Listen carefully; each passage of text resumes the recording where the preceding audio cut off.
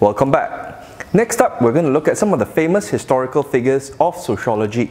And then we're going to look at some of the concepts that we will be using in the upcoming chapters. Now, sociology emerged as a major field of study in Europe, especially after the Industrial Revolution, the American Revolution, and the French Revolution. More and more scholars have decided to get together and study the factors that impact our society. Here are some of the key figures in sociology. First up, we have Auguste Comte. He was French. He was the first person who created the term sociology, and he set out to develop a science of man that would reveal the underlying principles of society as much as the sciences of physics and chemistry explain the nature and produced industrial progress.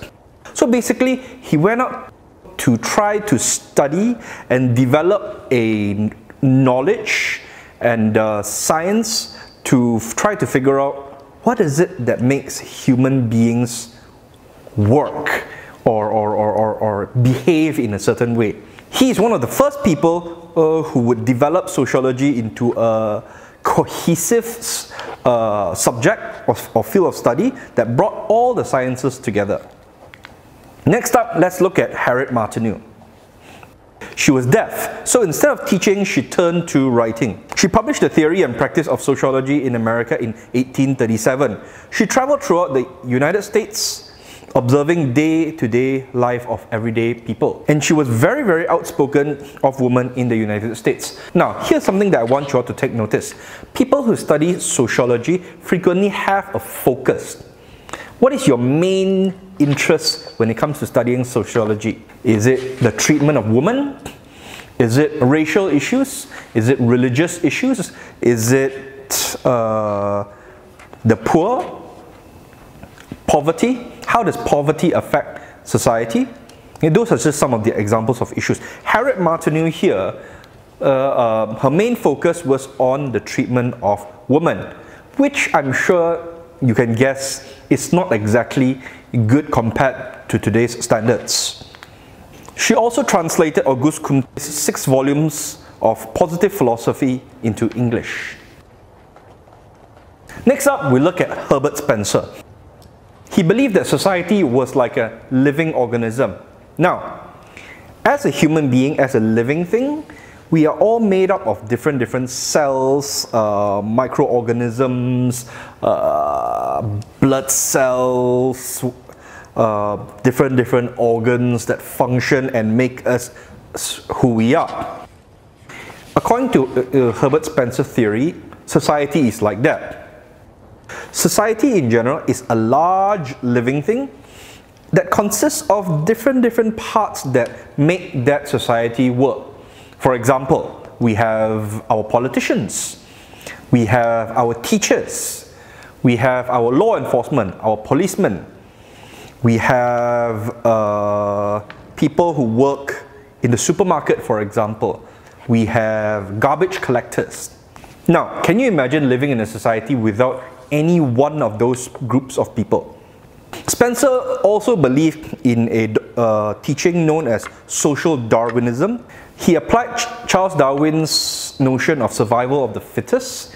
Basically, the strong live and the weak died. That's how he explained why some people tend to do better than other people, whilst others did not do so well. Now, let's look at 3 other scholars who were responsible for shaping sociology into a relatively cohesive discipline. First and foremost, we look at Karl Marx. Any one of you remember Karl Marx from your history lessons? Those of you who have heard of Karl Marx may know him as the father of socialism. Okay, but he was one scholar who always looked for ways to improve the human condition. How can we make human beings' lives better? He came up with this idea that societies are built upon class conflict. He looked at our history and came up with the idea that society consists of people who are constantly fighting with each other. I mean, we are always fighting, whether it be when it comes to disagreements, whether when it comes to trying to get a better position in the company, whether it be trying to get a better salary, Okay? He came up with this idea that society consists of these two classes of people. First up, the bourgeoisie, the owners and controllers of means of production. To put it in simple terms, the bourgeoisie were the owners of factories, of companies. Basically you have your millionaires who is basically in control of much of society. They control things like our income, which in return influences how we make our decisions when it comes to spending, when it comes to our day-to-day lives. The second class of people were the proletariats, also known as the mass group of workers. Now these are your everyday men and women who work, whether it be office workers, factory workers, people who work in the construction site, people who work for the bourgeoisie. Karl Marx came up with this conflict theory, which we will talk about in a little while. Next up, we look at Emile Durkheim. Durkheim wrote the first textbook on sociology. He believed that individuals were exclusive products of their social environment and society shapes people in every way possible. So basically, everything that we are, how much money we have, our religious beliefs, our attitude, our mindset, the things that we like, the things that we don't like, is a result of society. He focused on forces that held society together. What is it that makes society a society, in essence? What is it that keeps society together in one piece and prevents chaos?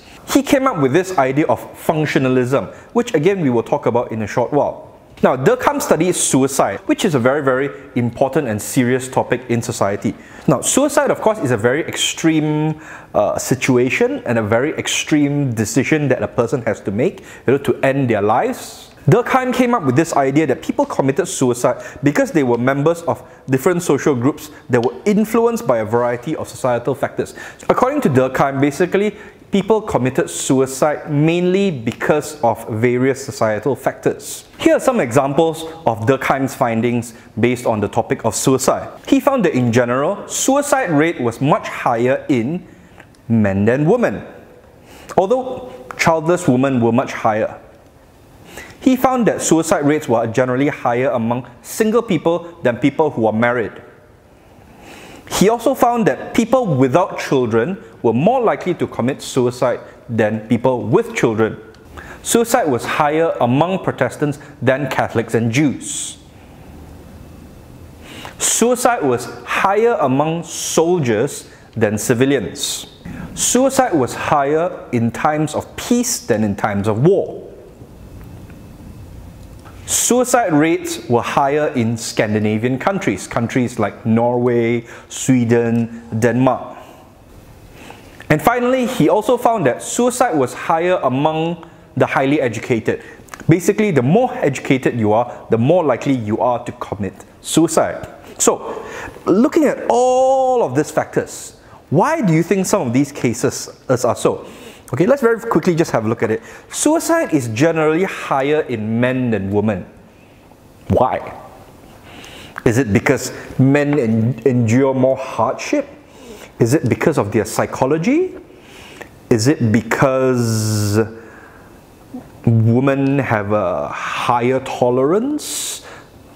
Is it because women have a higher resistance to mental stress? Is it because men have a harder time taking failure than women? Why do you think suicide is higher among women with no children than women with children? I look at it as attachment. When we as human beings, when we have some form of attachment in this society, we are less willing to take our own life, to leave society, permanently, so to speak, suicide, compared to people who feel that they have no attachment to society. Single people are more likely to commit suicide than those who are married. Again, I think this relates back to the whole attachment issue. Okay, people who find that they have a reason to live, like a wife or a child, they are less likely to commit suicide. Suicide tends to be higher among soldiers than civilians. I mean, think of soldiers. What is the job of a soldier? to defend their country, to carry out missions that very frequently involve violence and killing people in general. Now, what do you think? By nature, are human beings violent creatures? Think about it for a moment. What do you think? Based on the observations that they have done during World War I and World War II. Now, imagine this situation. If you were a soldier, okay, tomorrow you join the army. The war is breaking out. You join the army tomorrow. Your army general, he gives you a rifle, he gives you a gun, and he asks you, shoot that man over there. How many of you do you think are able to actually take your rifle and actually shoot a human being?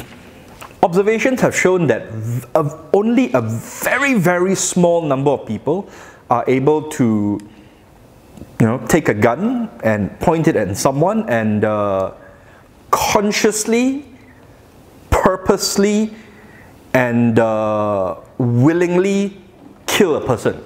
So what they observed during World War I, for example, what soldiers would do during the First World War, okay, it was very, very common. Okay, let's just say, for example, if I ask you, okay, I want you to take this gun, okay, your enemy is over there. I want you to take that gun, point it at your enemy, aim at your enemy, and shoot him and kill him. That was the order given to the soldier. Okay. What they observe is, what most people, an overwhelming amount of people, what they did was, they went forward, they saw the enemy, they saw a soldier, okay, and what they did was, they went forward, they took up their rifle, and they closed their eyes, and they shouted, "Ah!" and they opened fire, bang. Now, of course, in most situations, if the enemy is far enough, if the enemy soldier is far enough, the chances of you killing someone is almost zero. In fact, they found out that based on the number of bullets fired and the number of soldiers dead, there were actually very few people who actually shot and killed soldiers. Basically, in essence, even for soldiers, as human beings, we are not murderers. So can you imagine a soldier, having killed hundreds, maybe even thousands of people? Do you think they can live with themselves? A lot of soldiers, of course, I'm sure some of you have heard of this, a lot of soldiers suffer from PTSD, post-traumatic stress disorder. After the war, after they go back to their own hometown, their own country, they frequently have nightmares. They frequently think about, oh no, they come to the realization, I've killed all those people. And very frequently, they may or they may not be able to forgive themselves. So what happens is, at the end of the day, sometimes, unfortunately, they kill themselves. Because of the trauma, because of the traumatic memories that they have. Now, what about education level? Why was suicide higher among people with college degrees or higher? Now, imagine this situation. You go to college, you get your college degree, you have dreams, okay? Dreams of making a difference, dreams of changing the world, dreams of becoming this, eventually, becoming this CEO or this senior manager of this company. Now, how many people, how many percentage of people do you think actually make it or fulfill their dreams? The answer is very, very low. So what happens when your dreams, your aspirations does not come to life? Do you become disappointed? Do you become disappointed with yourself? Do you become disappointed with society? How do you deal with it? Some of us, we might be able to deal with it, or some of us, maybe not. So I do feel that people with a higher education, perhaps they have a higher expectation of what they achieve in life. So perhaps that is one of the causes of a higher rate of suicide among the educated, according to Durkheim's findings. Next, let's have a look at Max Weber. Now, Weber is a very important figure in sociology. He focused on the individual meaning people attach to the world around them. Like, for example, what is our purpose in life? Okay, as a human being who is capable of thought, we are thinking, we have our own dreams, we have our own aspirations, we have our own goals. What do you think your purpose in life is? What makes you happy? What is it that is important to you? He studied and contrasted Karl Marx's work. While Marx focused a lot on society's daily struggle for power, Weber's focus was more on social action and not power. He believed that bureaucracy was necessary in both socialist and capitalist societies. He foresaw the rising power of bureaucracy, that bureaucracy will play a much bigger role in societies in the future. Next, we look at W.E.B. Du Bois. He was the first African American who received a PhD from Harvard University. He was the editor of Crisis, basically a magazine that focused a lot on issues of colored people, in other words, black people, minorities, people who were very much oppressed and seen as a lower class in early American history. He believed that ideas, doctrines and theories had a very immense and powerful effect on societal conditions. He also argued and fought for acceptance of African Americans into all areas of society and abandoned the militant resistance to white racism. Basically, like Martineau, if you remember her from the earlier slides, who fought a lot for equality of women, Du Bois fought a lot on the equality for African Americans. He argued that we are all human beings, that we should be treated equally in society. He also believed that the whites held the blacks back. Now, the final person we're going to look at is Robert Merton. He was a very influential proponent of the functionalist theory. In every area of society, Merton suggested there were two social functions: manifest function and the latent function. The manifest functions basically was the intended and recognized consequences of a certain process. Like, for example, why are you here in this class? The manifest function would be to obtain knowledge, to learn something.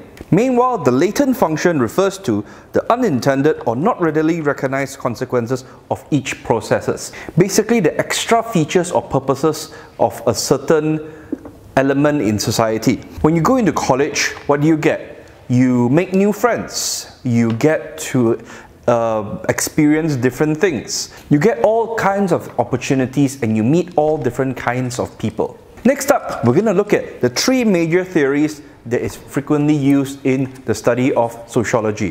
What are these three theories? These three theories are functionalism, conflict theory, and symbolic interactionist. What are the three differences between these three theories? First up, we look at functionalism. People who believe in functionalism are known as functionalists. Functionalism views society as a system of highly interrelated structures or parts that function or operate together harmoniously. Basically, it's the belief that everything and everyone in society has a function. It doesn't matter if you're a politician, a teacher, a policeman, a construction worker, a garbage collector, it doesn't matter. You have your purpose in society, you serve your purpose in society, and without even one of those proponents, society would be a very, very different place. Conflict theory suggests that people in society are always fighting and battling over something. Some people want a better life. Some people want a higher salary. Some people want the most beautiful girl or the most handsome man in the world as their wife or as their husband. What do you have to do? You have to prove yourself to be worthy of such a prize or achievement. Maybe you study very hard. Maybe you try to make friends with people in high positions. Maybe you work very hard in the gym every day to achieve the perfect body. Maybe you go on a diet. These are just examples of things that people do in their life to try to improve themselves and to try to be better than other people. And finally, we look at the symbolic interaction theory. This theory focuses on how individuals make sense of the social world. It is concerned with the meaning that people place on their own and other people's behavior. So, it is believed that every object, every person, every face, every action has some kind of meaning behind it. For example, if I meet you for the first time and I smile, what does that mean? I say, "Hello, my name is Robin," and I reach my hand forward to shake your hand. What does that mean?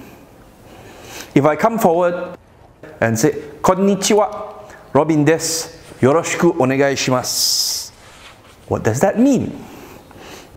Every action and behavior has some kind of meaning behind it. If I gave you a gift during your birthday, if I gave you flowers during Valentine's Day, what does that mean? If I bought you an expensive gift or invited you out to dinner, what does that mean?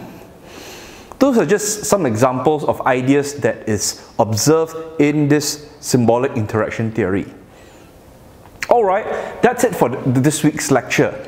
I hope you enjoyed it very much and I hope you've learned something. Don't forget to do this week's assignment for your attendance. I'll see you again for the next lecture.